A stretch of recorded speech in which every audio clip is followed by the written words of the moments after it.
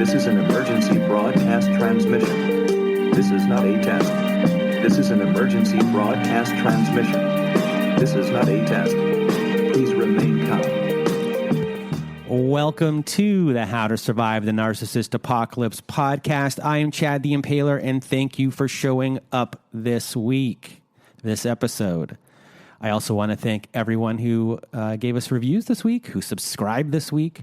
I want to thank everyone who sent really nice notes to me this week. I got a few of them, and I want to thank you from the bottom of my heart.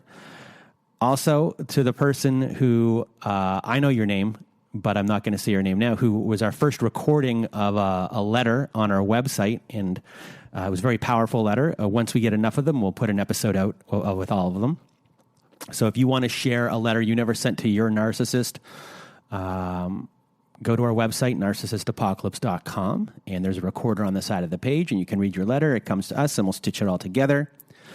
Also, in 2 weeks, I'll be recording with a licensed therapist whose specialty is narcissist abuse and divorce. Her name is Sharon Pekar. Hopefully I said your name correctly. I doubt I did, and I apologize.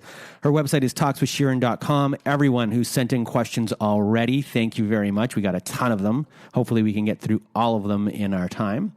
And if you haven't sent in a letter, or sorry, a question that you have on this topic, send them in at chadtheimpaler99 at gmail.com. Also, you can just if you go to our Instagram, you can just direct message me through there. And also my email, I'll be fixing it one day. I'm slow to these things, so sorry. And before we also get started on this episode, when we talk about narcissism, it's not just narcissistic personality disorder. It also means to us borderline personality disorder, histrionic personality disorder, and antisocial personality disorder, and it's all cluster B personalities. We think that is not the safest thing to do, but the most responsible thing to do, because not everyone here who we're talking about has been officially diagnosed. So to be fair to everyone, we're all lumping them in together. And now, one day we'll record that in one recording, and I won't ever have to do it again. And I'll just play it during this kind of part of the podcast. But anyway, now I'm just rambling. This episode, we have Lexie. And I loved this episode because, first of all, her story is a very interesting story. She's one of 11 children, most of them adopted, most of them different races as well. And it's interesting to have a mother who is a narcissist who did all these adoptions. It's a really interesting story. And she's on the other side of everything, so that was nice to hear. And we also discussed religion a bit, because I am not religious. She is religious. And when I heard her talking and listened to how it helped her, it really opened my eyes to a lot of things. And I appreciate everything. And I really do appreciate how a religion, or at least her belief system and her faith, saved her. And you'll hear it. And it's a really, really interesting story, because if it wasn't for her faith, she might not be where she is today. And it's a pretty amazing story. So without further ado, here is my conversation with Lexie. Thanks for everyone. I always get that wrong. Thank you to everyone for joining us today. Did I say that correctly, Lexie? Yes. I did. All right. Everyone on the phone with me, we have Lexie, who is a narcissist abuse survivor. She has a very interesting story to tell you. And she was adopted. She's one of seven adopted children? 7 adopted children, but my parents had 11 children altogether. 11 children altogether. Already, I'm on the edge of my seat to hear your story. And now I am going to just get out of your way, and, the floor is yours. And also, thanks for doing this. Well, thank you for having me. I think there needs to be more podcasts like this. People's stories need to be heard. Because I remember when I first realized everything that I was going through, it was other people's stories that helped me. So I find listening to other people's stories as well, you just feel less alone in the world. And there's always a little bit of tidbit that someone says that reminds you that you might be doing the exact same thing, and they might have come across something in their life that this is how they fixed it. And you might see yourself in other people when they're telling your story, and it kind of maybe jogs you to start doing something about your life. Yeah. But anyway, Absolutely. I already interrupted you. I'm the worst. Go. Well, as you said, I was adopted. I was adopted as an infant. I had a narcissistic mother and a codependent father. And my family history, which I kind of have to explain a little bit, my father had 2 children before marrying my mom, and then they had 2 children. After that, they periodically started to adopt 7 other children from all different ethnicities. So I have 2 sisters that are Korean. I have a brother that's Cuban, a brother that's black, and I am mixed. I am half black and half white. I am number 9 out of the 11. And with my mom, she was a holy terror. It was very clear very early on who were the favorite children and who were not the favorite children. And that, is also the golden child versus scapegoat, which I didn't know that at the time.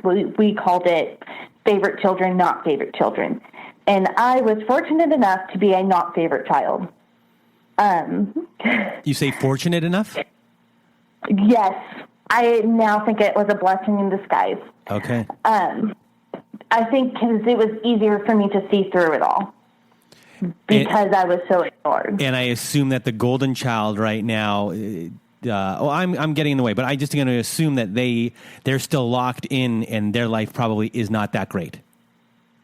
Oh, yeah. They're all still there. Yeah. I explained to my husband that my life growing up was like a, what's the name of it? A cult. Okay. Yes. Anytime I've seen like a cult documentary, that was my life. And for the longest time, that was like the only way I could describe what was happening. But because I was the not favorite child, my mom would go to lengths to make sure her life looked picture perfect. We'd all have the cute matching clothes. I was, when we went out in public, especially when I was little, it was dressed to the nines. Everybody had to behave properly. If you put one toe out of line, you would be chastised as the moment we walked through the door. And it got to the point where by the time I was 6, she had to prove to other people that I was a bad child. It wasn't enough for her to just tell me I was bad. She had to make sure everybody around me knew I was also bad. And this went to the extent that when I was in first grade, we attended a private Christian school, with all the, nice, rich Christian people. And I remember my teacher, I felt like my teacher didn't like me, but that may have been just something she projected my thoughts to think, if you know what I mean. Mm-hmm. But she had a very strict rule about none of us were allowed to touch our backpacks. None of us were allowed to put anything into our backpacks. We weren't allowed to go, strict rules out the wazoo. Well, one day I got sent to the office because they had found my mother's jewelry in my backpack in a Ziploc bag. And my mom had stuck it in there and called the school saying it was missing, and she thought that I stole it because I'm a bad child and I would do that. How old were you there? I was in first grade. Oh, man, that's crazy. And for years, I believed this, and I had no history of stealing things. I never stole anything after that, and it wasn't until maybe about 2 years ago where I had this light bulb moment and remembered I wasn't even allowed to touch my backpack. I wasn't even allowed to touch the Ziploc bags in the kitchen. I didn't even know where my mom kept her jewelry. She put that in that bag in my backpack to prove to other people what a horrible child I was. And I believed it. I believed that I was a bad child because of her. And she would constantly, send me away to my older siblings' house. And my older siblings are, 22 years older than I am. So by the time, I'm 10 years old, they're having, their kids and stuff like that. So I became their free babysitters, and I cleaned their houses for them. And at the time, I thought I was being helpful. And I did not realize how taken advantage I was in those situations. And, her punishments were never fit the crime. And most of the time I got in trouble, I had no idea what I even did. So I also had suffered a lot of neglect and abuse, not just, psychological abuse and emotional abuse, but there was physical abuse as well. And she pulled us out of school after first grade because my siblings were having issues in school. They, the abuse was starting to show academically. And so she decided that she was going to homeschool us all. And in the state that we live in, the homeschool laws are very, very lenient. And so from second grade to ninth grade, I had no education. No schooling was done whatsoever. And that's, about, the age of like a fifth, sixth grader, I started realizing it, because we would still go to church, and I would struggle to be able to read along and follow with the activities that they had. Or, I didn't know simple American history, and starting to realize that something quite wasn't right. I wasn't like the other kids, and I couldn't, I didn't quite know, but I knew something was wrong.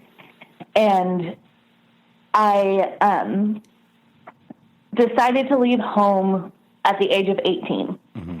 And I had talked to my sister-in-law about this. And my sister-in-law was, in her 40s at the time. And she had always,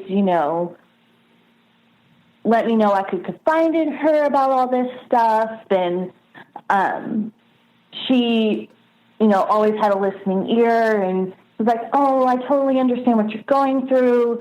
If you ever want to leave, I'm here to help you, blah, blah, blah. And I thought that was great. Somebody saw that there was something wrong. And hindsight, I realized that, she could have called CPS a whole heck of a lot sooner than she did. But I didn't realize that at the time. And so when I left home, I went and lived with them. And I lived with them for about 5 years. And at first, I thought it was great. This is your sister-in-law, like your older brother's wife? Yes, okay. My older brother's wife. Okay. So I lived with them and their 3 children. And they have a history with my mom where for 30 years they've gone in and out of the circle. And it's like they're just stuck in this cycle of they'll get away and talk about how abused and hurt they were and how they never want to see her again. And then they'll go a while and act like everything's fine. And then at some point they start thinking that they need to reconnect. And then they get back into the circle and everything's going great. And then my mom hurts them again. And it's just that cycle for 30 years. Mm-hmm. I mean, you would think after 30 years, you'd be like, maybe we should try something different. But yeah. Sometimes it doesn't work that way. How old is he? The oldest? He is not the oldest. Is he close? So close. He is my parents' biological son. So they have a biological daughter together and a biological son together. It's possible, I'm not an expert, but it's possible that you being the youngest or close to being the youngest, you're able to observe a lot more than the older one who only had his experience, not being able to look upwards that much. And, you were able to look up. So possibly like you were always wondering, this is weird. He might not have had that for a very long time. That's a very good point. Yeah, because I tell my husband all the time, I am literally the only one out of all 11 of us that has completely removed myself from the family. Mm-hmm. And a lot of it was because I looked at my siblings and I saw, what it was like to be married and deal with all of it. Mm-hmm. And I saw what it was like to have kids and deal with all of it. And I didn't want that. It's exhausting to you? Oh my gosh, exhausting. I have suffered. Sorry, I just want one question. Yes. Just remember that you were about to say, I have suffered. Just remember you were about to say that. You're 18 and you moved out. What was your education up until that point? Were you able to graduate high school, or was that impossible with what had gone on? At that point, it was impossible. Okay. At 18, I got tested. I had a 9th grade English level and a 5th grade math level. And the only reason I had that high of a reading level was because one of the many ways I escaped was through reading. And, I've read so many books, all the Twilight books. That's embarrassing. Oh, no, I did a whole entire thing about Twilight on this show. Did you ever listen to that episode? I think I saw it. I need to go back and read that. Go listen to it.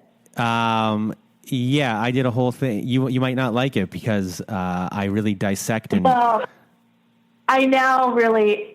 At the time, I was like, Twilight. And now I'm like, oh, my gosh, that story just sucked. I'm sorry. It was, in my opinion, it was a codependent woman who was Bella Swan.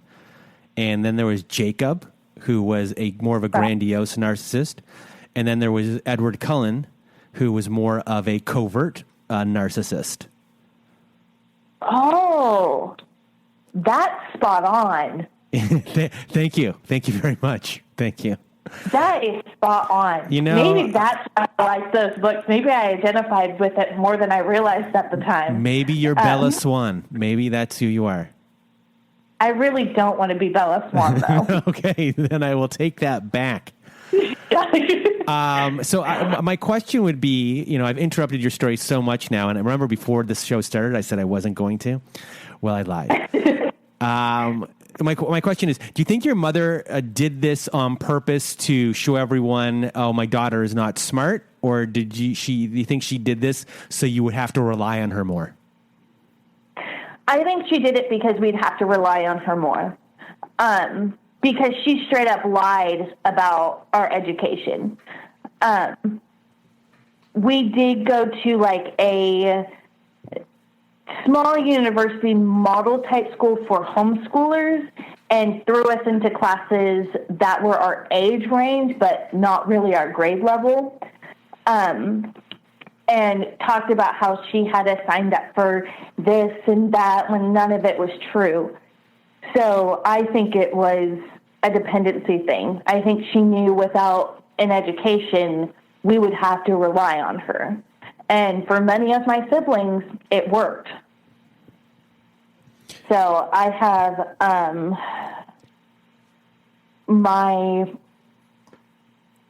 let's see, 1, 2, 3 of my siblings are still living with her. They're married and have children, and they all live in the same little property. How big is this house? They they have a fairly big house, but they have a lot of land. And so I know at one point my sister was living in the house with her husband. My brother was living with his wife and his 2 kids in a very small, like, tiny home. And then my other sister is living in a trailer home with her husband and her 2 kids. But on the property? On the property. Okay, this is a big property. It is a big property. I told you, it's like a cult. I was not exaggerating. Sorry. I also, before this podcast, everyone, I told her, like, we're going to be able to joke around on this one because it sounded like you were in the mood to joke around. And you said yes, and we are. So everything that we said beforehand, it's coming true. Yes. All right. So now my next question is, what is your relationship like with, I guess, probably with the siblings that were closest to you in age? I guess that would be more fair because, having a relationship with someone who's 22 years older than you, not, is that going to happen? Possibly, probably not. But how about everyone that's close to you? I had a sister who is a year apart from me. She's younger than I am. She was a favorite child, and I kind of became her keeper. And she, for the longest time, anytime we would go out in public or have to interact with children our age, got severe social anxiety, and I had to talk through her. I had 2 older brothers who were a couple years older than I was, and they were very abusive to me as children. They would tease me, pick on me, and it was encouraged by my mom.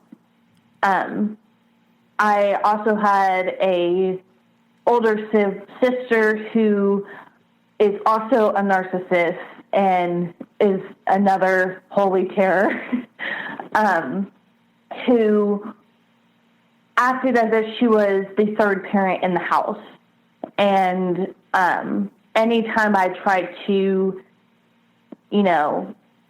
talk to her or, like, tell her things that were going on with me because she was my older sister and I looked up to her and blah, blah, blah, she would turn around and use it against me. And then I had a younger brother who was about 3 years younger than I was.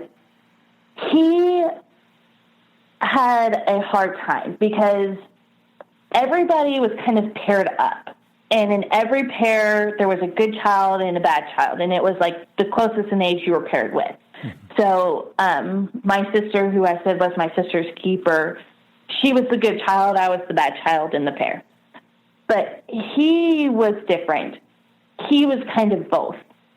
And he had a hard time connecting with anybody. So his relationship with me was really hard, and especially after I moved out, the smear campaign happened, and he can't even look at me, So it sucks,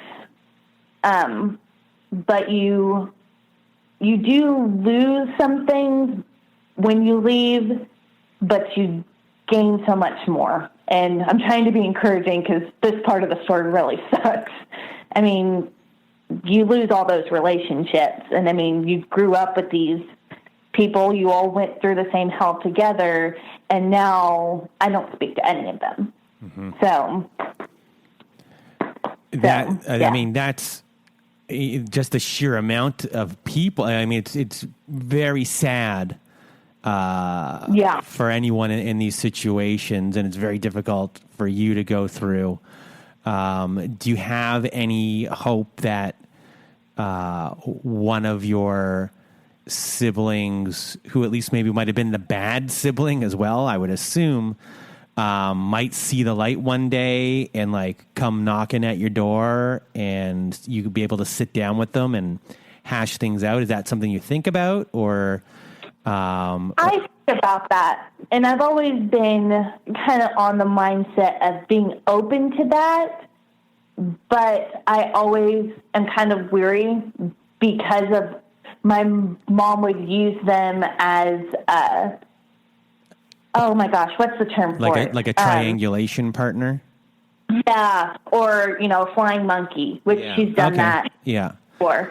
So it's one of those, of course, I want to help them, but at the same time, I also have to protect my boundaries and make sure it's something legitimate. And because your youngest brother, him being the scapegoat and the golden child, I mean, it must be very confusing for him. He might not even know who he is as a human being at all. Exactly. I mean, it absolutely breaks my heart for him, because with me, at least I got treated badly, and eventually it got to the point where, well, if I'm not going to have a life here, why am I here? Whereas with him, he would be completely beaten down and then spoiled, rotten the next moment. Like, I can't imagine what he's going through. I can't even fathom. No, yeah, he's been trained. That plain and simple. And that's a very sad life to live. And I assume he, do you know of everyone in your family, do they have depression problems, or at least the children? Did you go through, I guess, were you ever medicated for any mental health issues or anything like that? I was not ever medicated for mental health issues, but I have been treated for mental health issues. I have suffered with anxiety and depression, complex PTSD, a whole lot of issues. I have chronic highs due to stress. You name it. I have a whole list of things that I've dealt with: night terrors, eating disorders. The list goes on and on. Mm-hmm. And everybody in my family has dealt with something, if not the same things that I have. I have a sister who drinks heavily. So addiction. You have 11 members of your 11 children. One with addiction or more? More with addiction. So what percent? Let's see. Was that ever a problem for you? Yes, I've struggled with several different addictions, food, being one of them, definitely comfort eating. I've never been addicted to a substance. Okay. That was something that, because my biological parents were abuse drugs, I have always been very wary of that because I'm genetically predisposed. And also, as a child, my mom would hold that over my head, that I was a drug baby. And I had all these issues because I was a drug baby. And so that strong-willed person in me is like, I'm never doing drugs. So it ended up being a good thing, but it still does not detract from the things I have struggled with.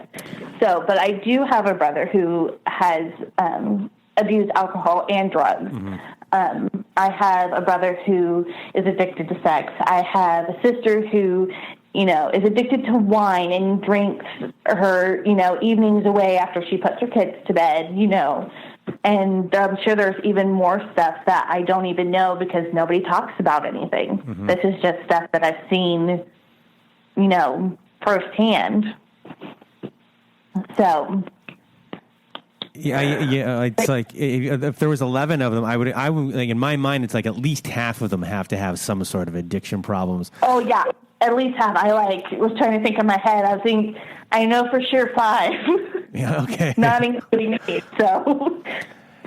Yeah, this being in a family like this with 2 siblings, 3 siblings would be difficult enough, but you throw in so many over such a long period of time.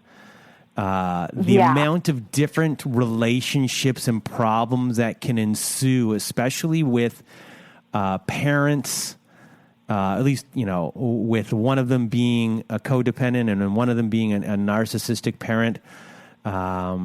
It just arrests. And then you throw in the adoption part to give an other level of maybe children's insecurity possibly popping up to give that extra level. When you think of your life, you saw the movie Mommy Dearest? Yes. So if anyone listening who's not seen the movie Mommy Dearest, it's based upon the biography of Joan Crawford, who was a big movie star in the 40s and 50s, maybe even the 30s, but 40s and 50s, I know for sure.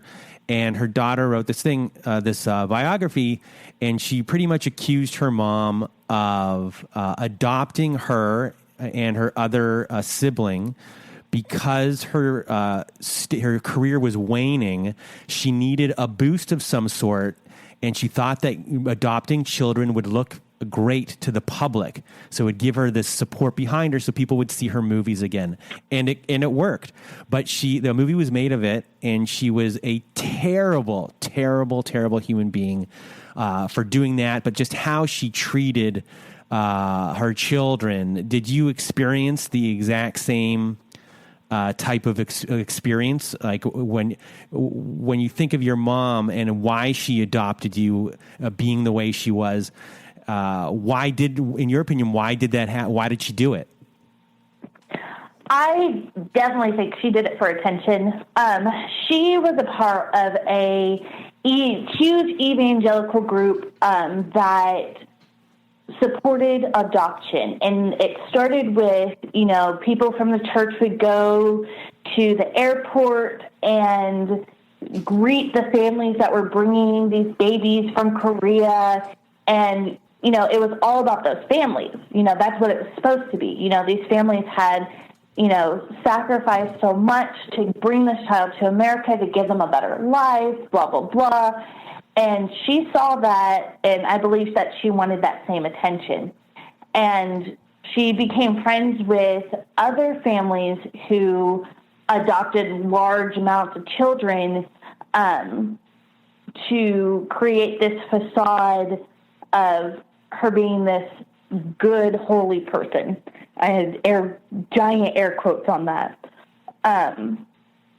And it, she had in the past been the pageant mom, the ice skating mom, the stage mom. And with every child, as a mom of 2 is exhausting.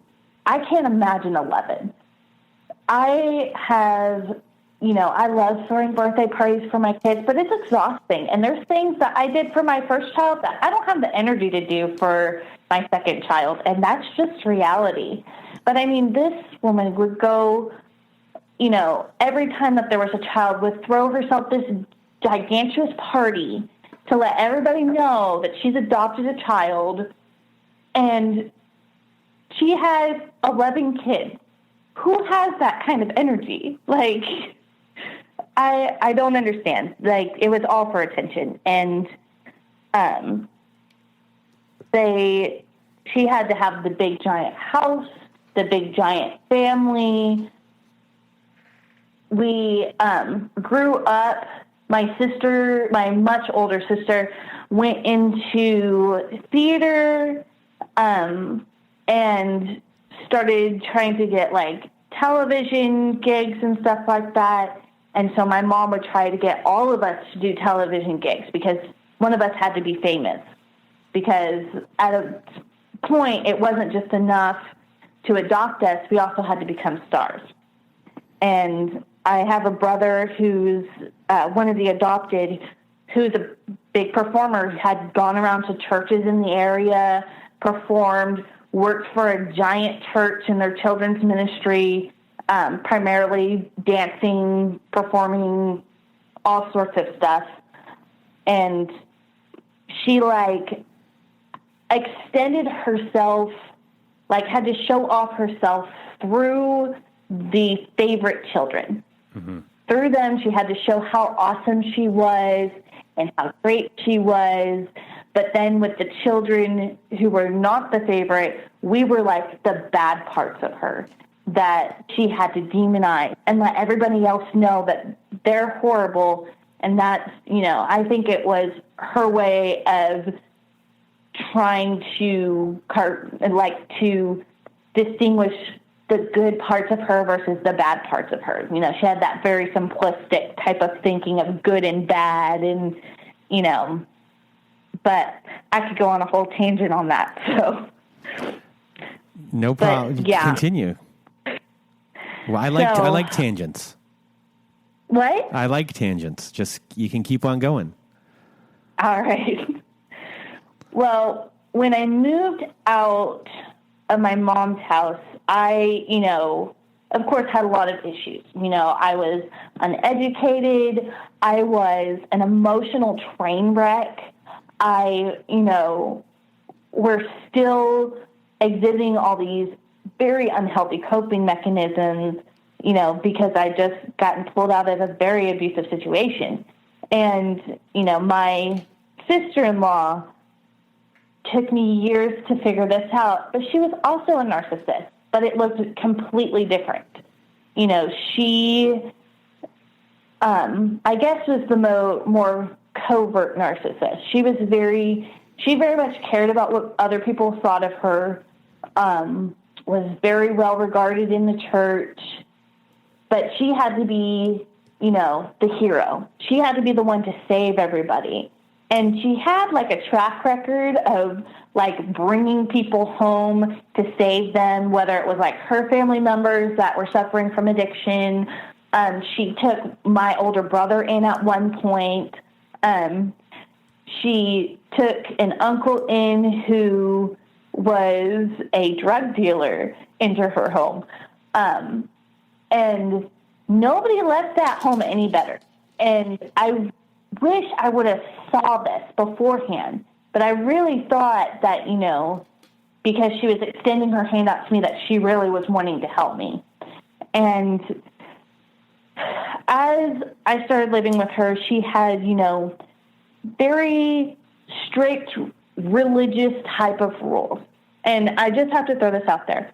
I am a Christian. I do believe in God, and this is not to say that, Christianity is wrong. However, there are legalistic people, and that was the kind of person I was dealing with, was a very legalistic person who was not, speaking out of truth, but speaking out of themselves, and would use scripture to get what they wanted instead of to get truth into their lives. I have to throw that out there because I don't want anybody to be misled. Okay. Can you explain that? I'm not a man of faith. Can you explain that a little bit more to me? So she'll bring you in, and she'll quote. Was she just not trying to convert you, but like for you to lead more of a God-fearing life? A holier life. A holier life. So that's why she wanted to bring you in, to make you holier in your mind. Yes. Okay. And, as somebody of faith, the way that she did it was not right. It is something, whether you believe in God or, spiritualism or anything, it's a journey. It's not something that you follow all these rules and you're instantaneously this good person. It's a journey. It takes a journey to get there. And I mean, anybody who is, even going through therapy, you realize that it's a journey. You don't just walk into a therapist's office and poof, you're healed. If it was that case, everybody would be going. But yeah, I was required to uphold these standards to make everything look good. And it got to the point where she wanted me to go to counseling. And by counseling, she didn't want me to go to the church. She wanted me to go to a group of church ladies who, one, were not qualified to deal with what I was dealing with, had no idea what was actually going on. And then she wouldn't just take me there. She stayed there. And her way of, like, letting me know that that was okay, because I had no idea, she said that she wanted to make sure that I was being understood. So she stayed there through every counseling session. And what she was really doing was making sure I was only going to tell them information about my mom and nothing about her. Like, she was fine with me being, like, open and honest about what was happening with my mom, but she wanted to make sure that she didn't look bad in those meetings. Did you suspect, were you feeling ill towards, or not ill, but like, were you feeling any, I guess, hatred or anything like that towards her at that point? Or was that just kind of out of, or that kind of out of the blue, or was she just being very premature with her fear? She was being very premature, very premature. I did not fear her. I was like, at that point when she said, you know, I just want to make sure you're understood, my thinking was, oh, that's good, you know, because, you know, I might not be understood, because I'd lived in this soup of confusion and thinking that I was the problem, that I couldn't communicate right. And so that's why I need to go to this so that I can get help. And it wasn't. It was just to really reinforce what she wanted out of me. So at this point, you're now living with her. Yes. And how long does it take you to figure out that this person does not have my best interest at heart? And after you realize that, now you've had two figures in your life who are authority figures that are supposed to have your best interest, who you cannot trust. What happens with your brain after that? It took me 5, almost 6 years to realize that. It wasn't until I moved out of their house, which they forced me to move out of their house because they were ready to get back into the good graces of my mom, and I couldn't be there because I was the black sheep at that point. And they made up, you know, all these reasons that I haven't dealt with my issues and I have all these issues, so I need to move out, which wasn't the truth. I was dealing with my issues to the best that I could without any actual help, and it was their excuse. But it took me a while to see it. It wasn't until my husband said something, actually. I had mentioned something that had happened while I lived with them, and I then told him about how before I moved out, my sister-in-law, my brother, sat me down and told me that I could not tell anybody the bad things that were happening in their house.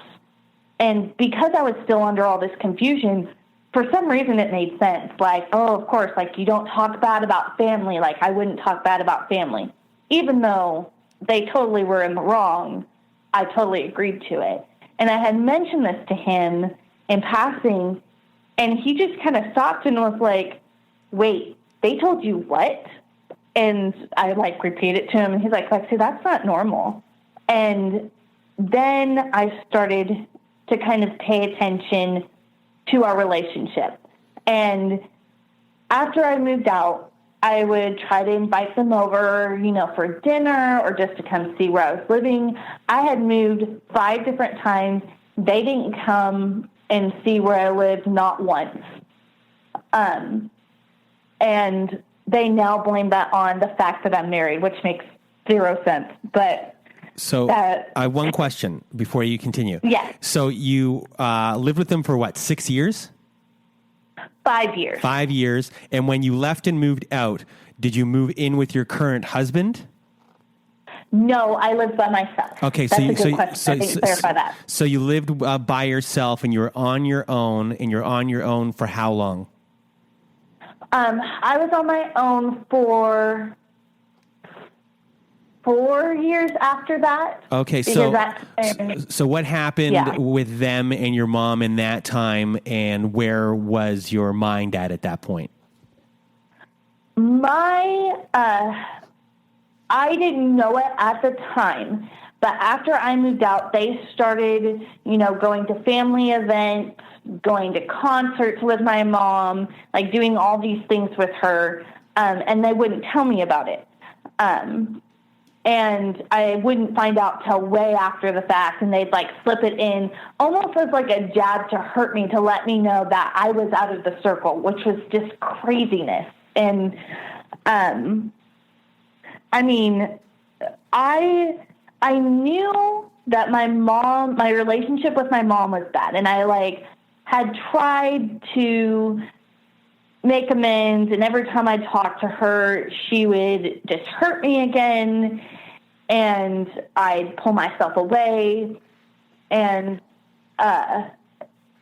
my sister-in-law would try and fish information from me, and at first I thought she was just, seeing how I was, but it never was a genuine, hey, how are you doing? What's going on with your life? No, it'd be specific information that she'd want from me, and then would never follow up on it. And then later on, I'd find out that she was telling my mom about it and was trying to get me to get back with my mom, even though she was the one who encouraged me to leave my mom's house so that she could be my savior. And I'm telling you crazy stuff. Mm-hmm. And so after my husband and I got engaged, I started to really, really pay attention to what was going on, because that just didn't sit well with me. And especially after the first time that she told me she was telling my mom all this stuff, I told her, I was like, hey, I don't want you telling mom anything. I don't want a relationship with her. I have no desire for that. I don't want her to know any of my information. She's like, oh, okay. I understand that. That's a good point. Turned around and kept doing it. Mm-hmm. And kept doing it up until I had my second child,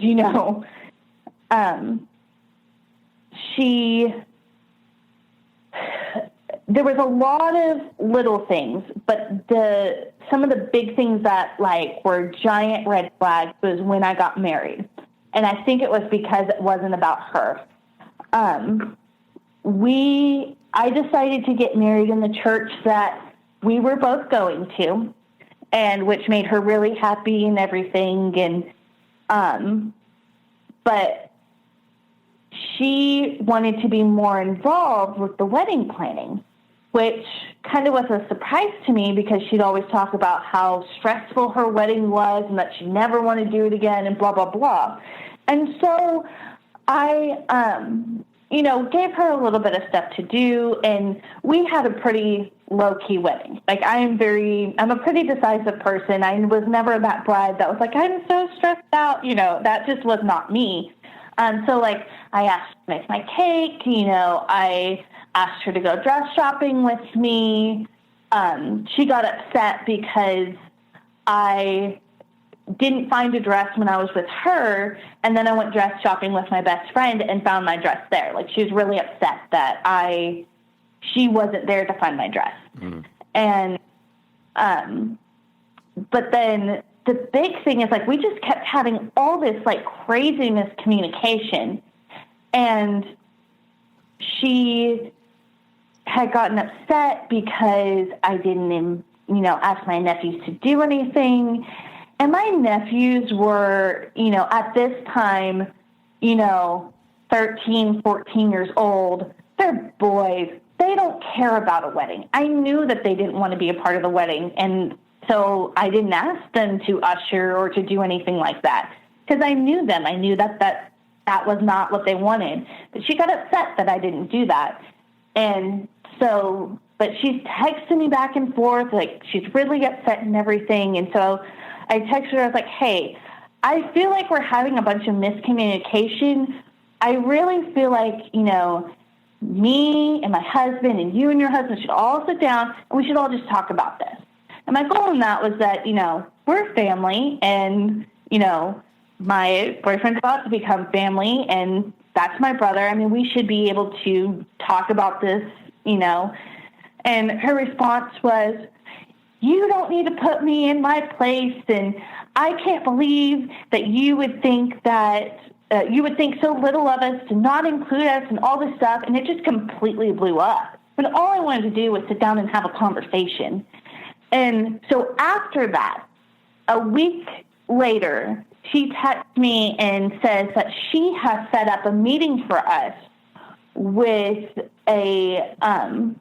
one of the ladies who she had gotten to counsel me to sort everything out.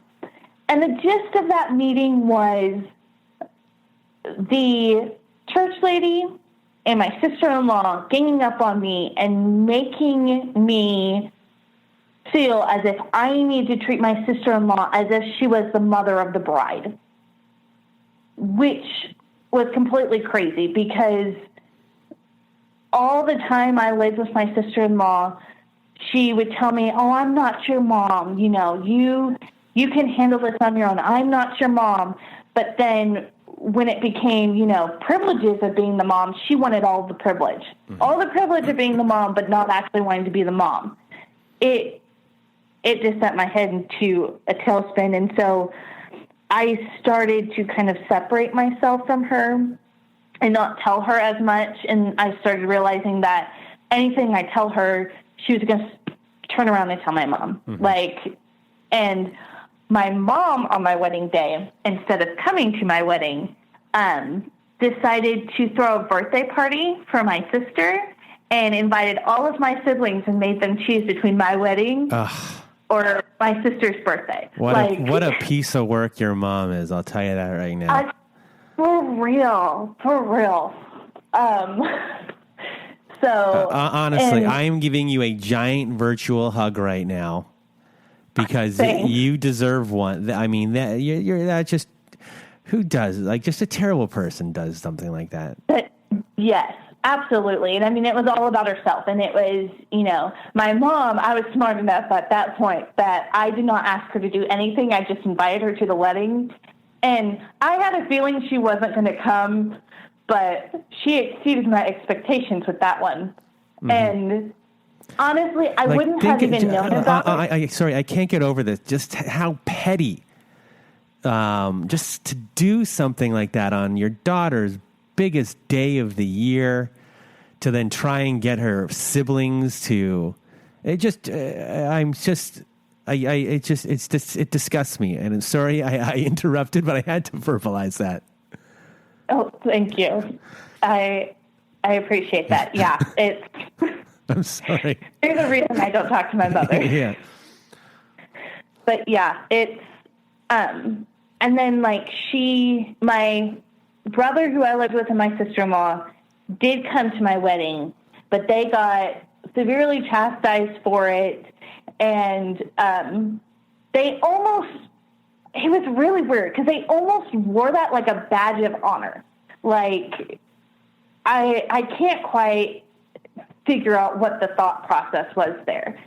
But, I would like to think that a normal person would, decide not to tell the bride that was happening until after the wedding. Because that's just respect, right? Mm-hmm. Isn't that what normal people do? Because, there was other, drama that happened that's, between friends and stuff. And I didn't find out till way after my wedding because, my friends who are rational thinking human beings chose not to tell me on the day of my wedding because I didn't need that.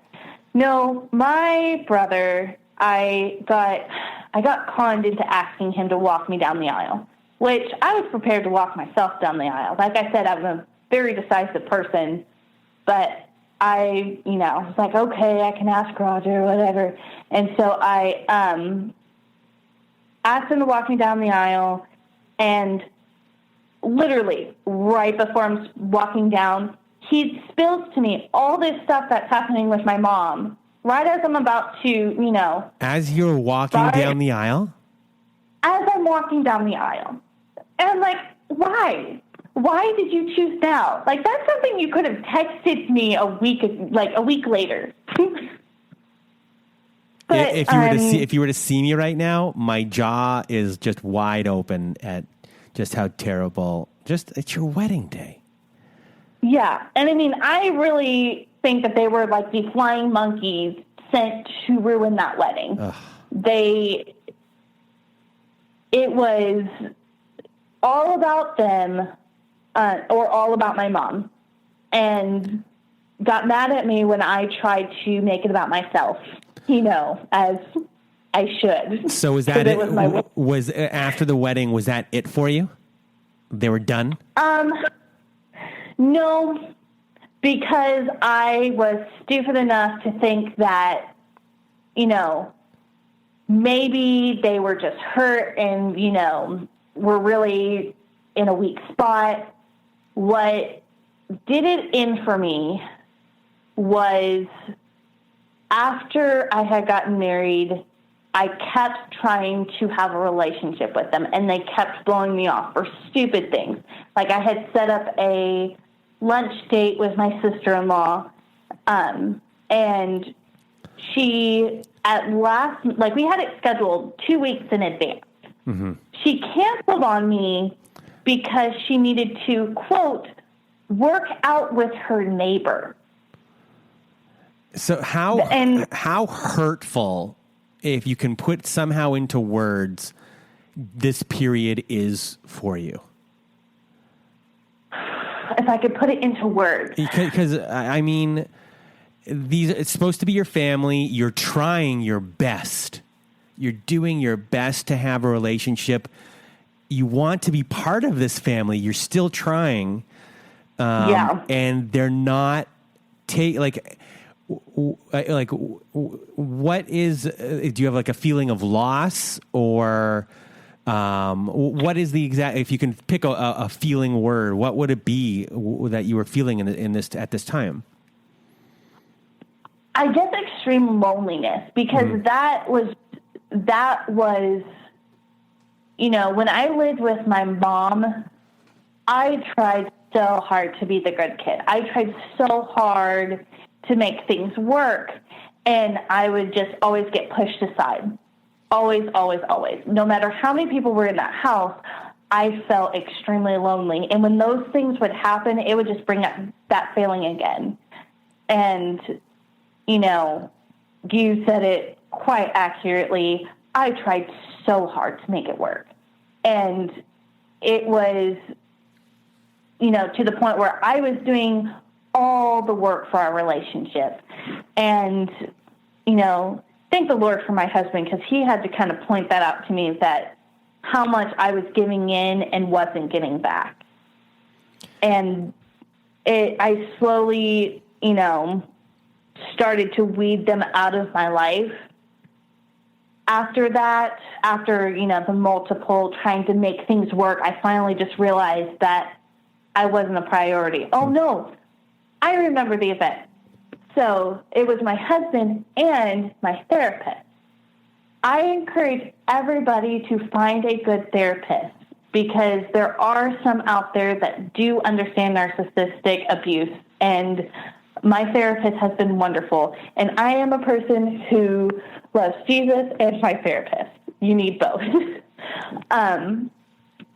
She, at the time, I did not really want to hear it, but I'm just trying to explain this crazy situation to her. And she just simply told me, she's like, if you want to pursue this relationship, let's figure out a way to communicate with her. But I want you to really first think about, if you want this relationship, if you want this, to pursue this, I want you to write a list of reasons why it is worth keeping this relationship. And so I really thought about it. And during that same time, I had to give a little bit of a history. Her grandparents have known me since I was a little girl. Whose grandparents? Your therapist grandparents? My my sister-in-law's grandparents. Okay. Yes. And they have always treated me like one of their grandchildren, which I didn't really have grandparents growing up. My father's parents had passed by the time I came around, and my mother's parents, her dad wasn't in the picture, and her mom, my only memories of her was in the hospital, because she was severely ill. So I really didn't have grandparents growing up. And so they were like pseudo grandparents to me. And they were a bit religious, a little bit more than I wanted them to be, but they were genuinely sweet people, and they genuinely cared. And her grandfather was in the hospital, and I had not heard about this until after a week he had already been in the hospital. Like, everybody else has been notified, and I was so close to her family. Like, I went to all the Christmas parties. I, would go over to her grandmother's house, and we'd just have coffee and talk. I mean, I was very close to this family. Nobody called me. And when I found out, I called Grandmama, and I told her, I was like, Grandmama, I am so sorry. I had no idea about Granddaddy. Is he okay? Blah, blah, blah.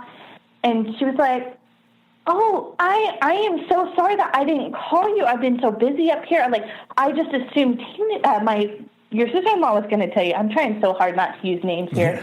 It's okay. I thought, your sister-in-law was going to tell you. And I was like, she hasn't. I'm surprised that she hasn't told me either. And she told me that, they were trying all these treatments and blah, blah, blah. And, they were hoping that something would happen. I was like, okay, great.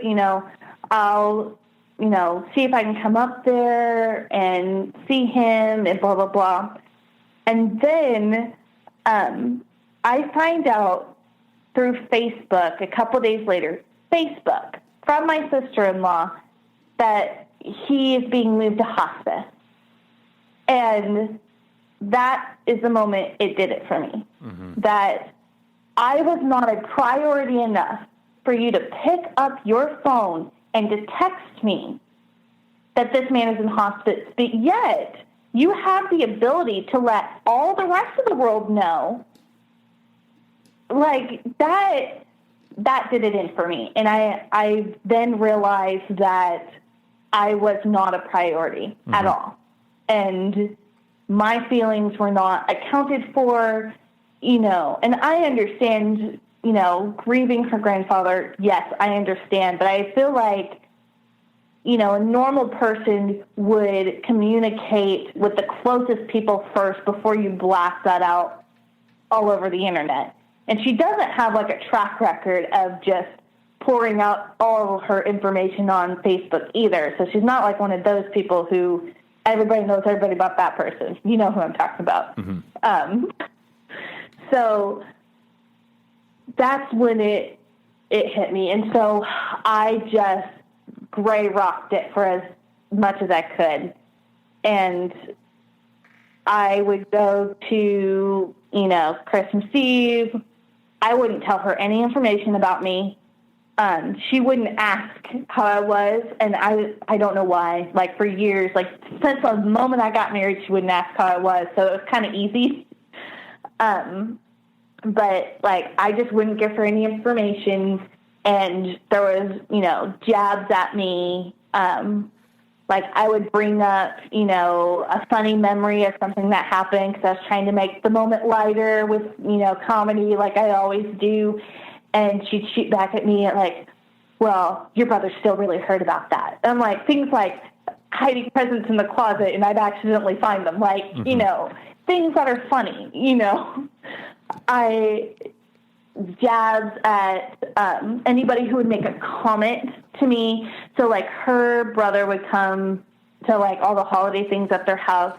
And her brother said to me, Lexie, you were, like, the nicest person that I know. And that was a really sweet compliment. And she had to jump in and say, yeah, I thought her sister was a really nice person too, but I learned better. Like, so after dealing now, like, you know, your contact with these people has been cut off. The one thing that I've been thinking this whole entire time has been, how did you find your husband and not find someone terrible to date based upon your history of dealing with these people?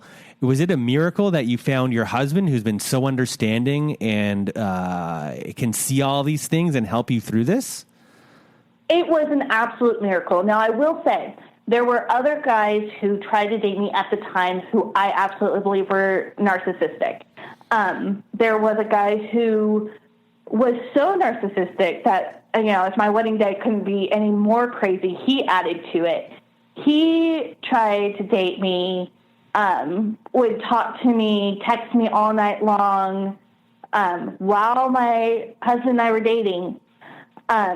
Eventually would, like, try and make me, you know, feel things for him. Like, he said he wasn't going to come to my birthday party, would say it over and over and over to try and get a reaction out of me, and then would show up, you know, to see just how I would react, like crazy stuff like that.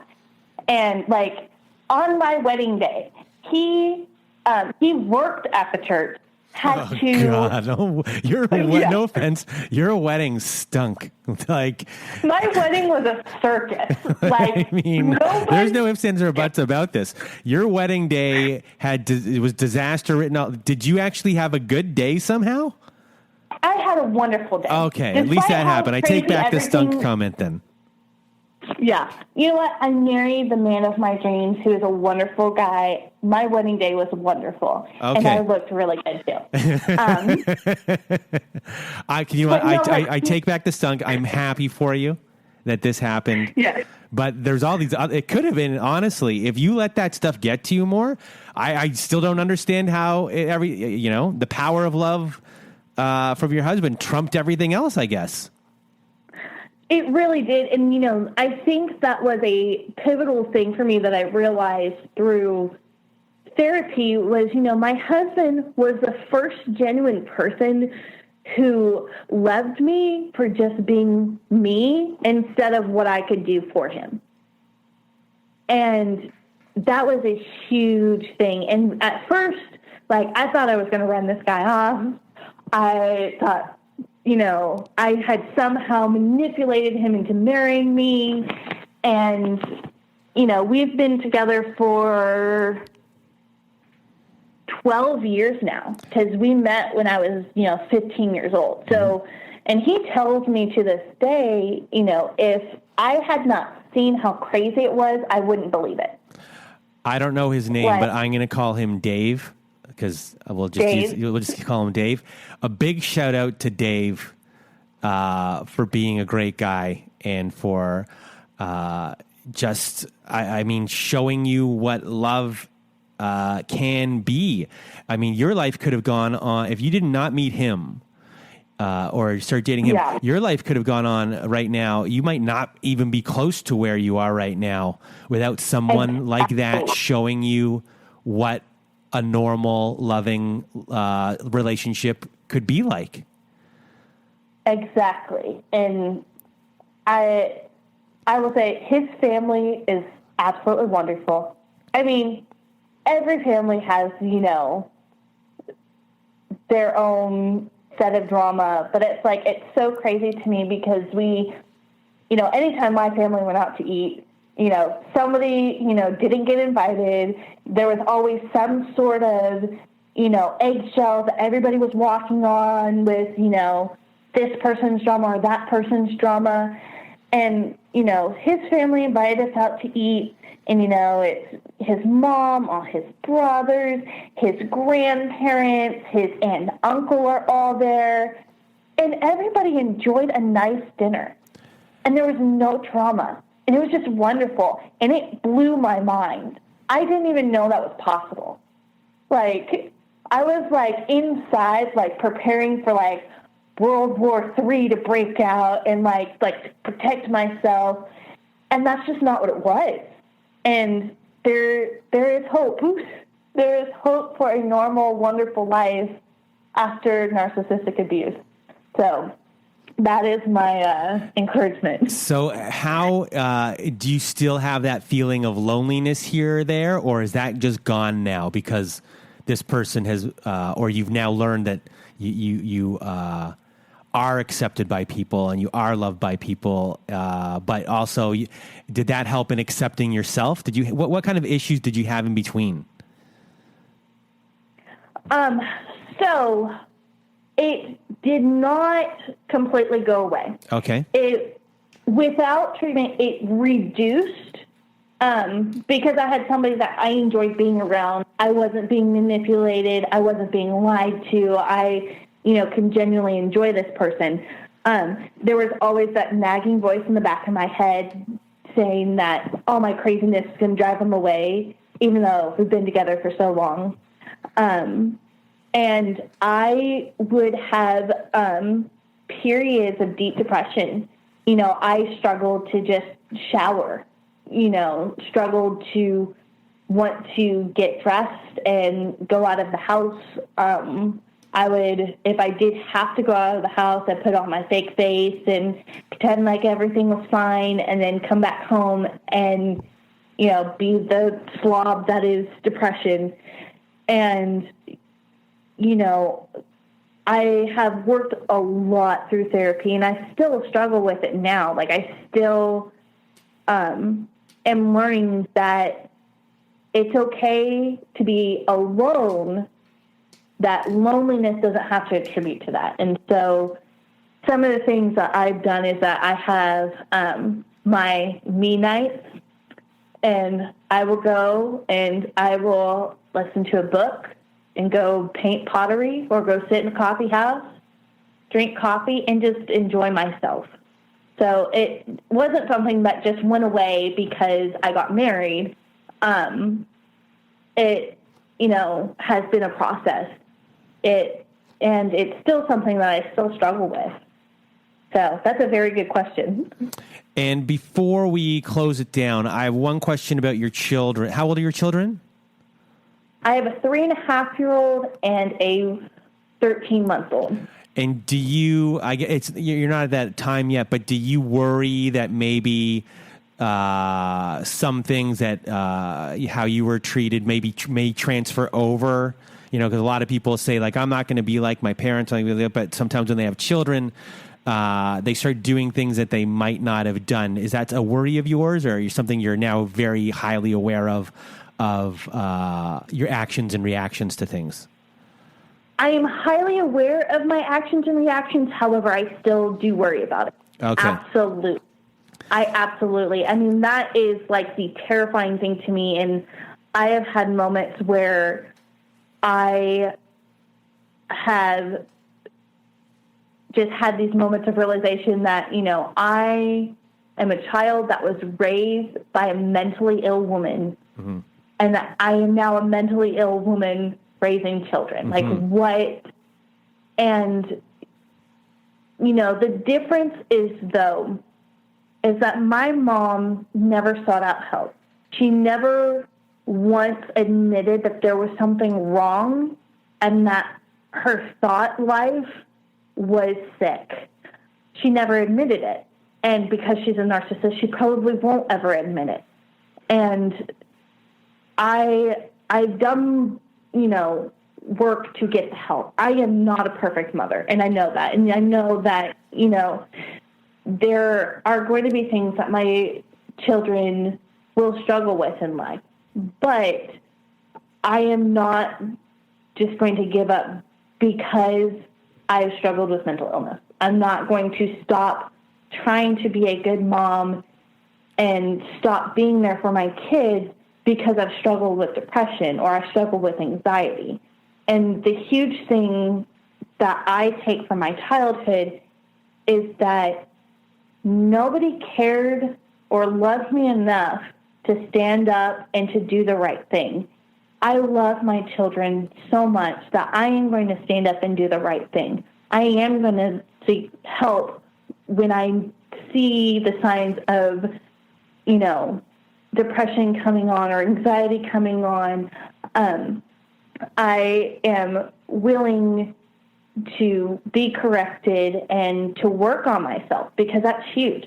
I'm willing to love my kids, even if somebody else thinks that they're a bad kid. Like Mm-hmm. I am willing to do the work and to love my kids regardless. And I think that's the huge difference, because my mom was not able to be that person. Mm-hmm.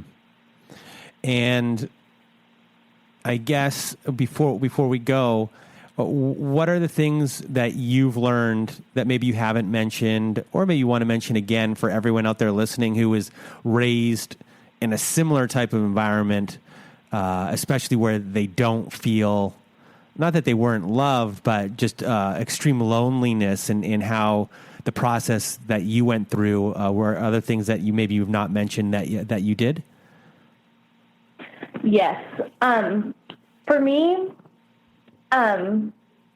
it does go back to my Christianity, that I truly believe that Jesus loves me. I truly believe that Jesus died on the cross for me. I truly believe that I am treasured, and that was really healing for me. Mm-hmm.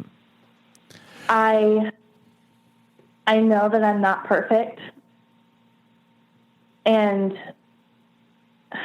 I'm trying to verbalize this in words, because it's been a journey of self-love as well as allowing others to love me. Because sometimes for me it was easier to love myself, and it was hard to allow other people to love me. And that has been healing.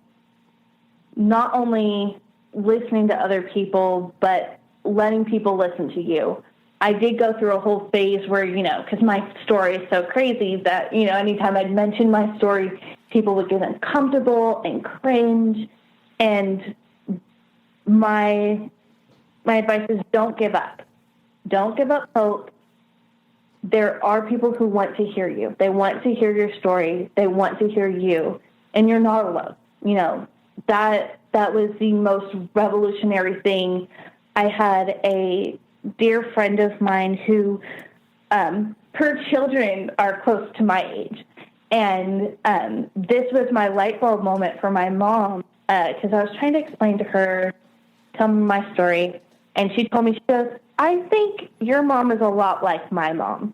At the time, I was like, no, you don't understand. My mom's crazy. And she's like, you should just check out this website. And it was daughtersofnarcissisticmothers.com. And without being brave enough to share my story and be willing to get out of that loneliness and be vulnerable and open, that would not have happened. And I would not be where I am now if I wasn't willing to be vulnerable and open with other people, even in my loneliness. So that was my encouragement. Okay. You're loved. You're loved. Sorry? You're loved.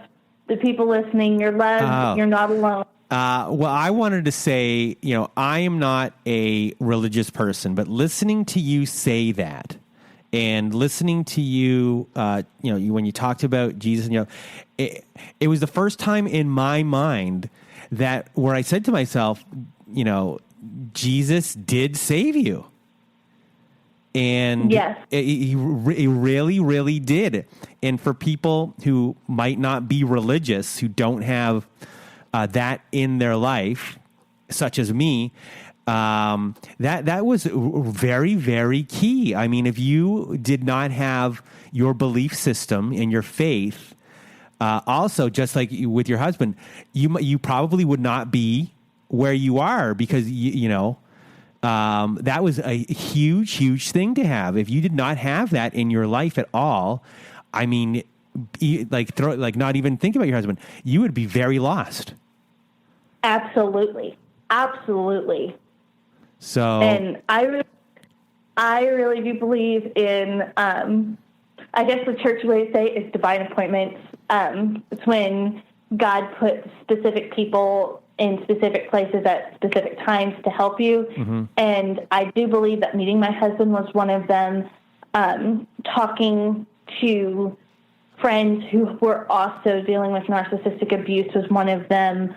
And without those things, I wouldn't be who I am today. I honestly wouldn't, because I'm not the same little girl that was trapped in my mother's house. Mm-hmm. And there's hope. There's hope to get out of that. And there's so much more to life than the symptoms that we deal with. There's so much more to life than the abuse that we carry around. And it has been so freeing to be able to say that, you know, that abuse that I've carried, those hurts that I've carried, is no longer mine to carry.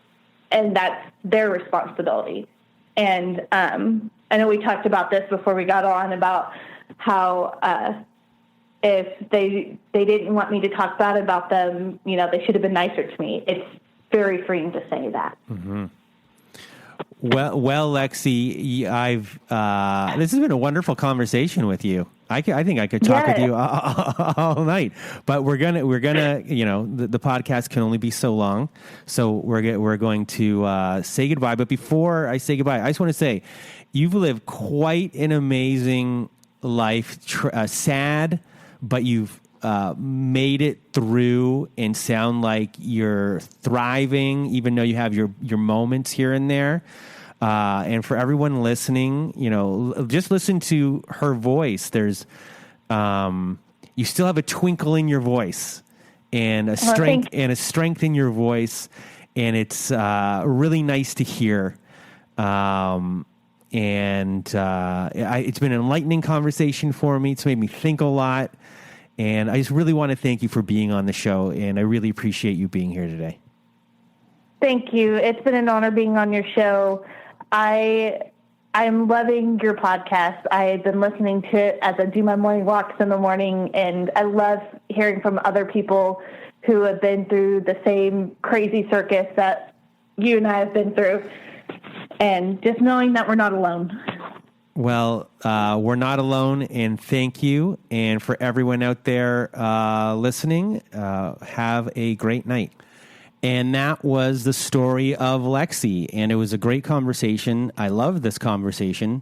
We had a good time in the sad, you know, when we're talking about sad things, it's hard to have a good time, but we did here. And it was really nice to hear the vibrancy in her voice and how far she's come. So I just want to thank Lexie one more time.